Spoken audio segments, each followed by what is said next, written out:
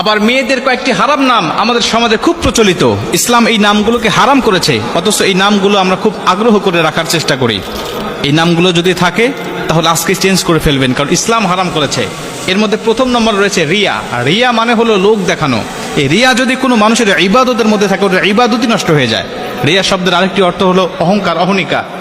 এটা যদি বাস্তব জীবনের উপরে প্রভাব পড়ে, বিশ্বনবী বলেছেন মানুষের নামের অর্থ, নামের প্রভাব তার বাস্তব জীবনের উপরে প্রভাব পড়ে, যার কারণে এটা দুনিয়া আখিরাত ভালো নাম হলে উজ্জ্বল করে দেয়, যদি এটা খারাপ নামের অর্থ বহন করে তাহলে দুনিয়া আখিরাত নষ্ট করে দেয়।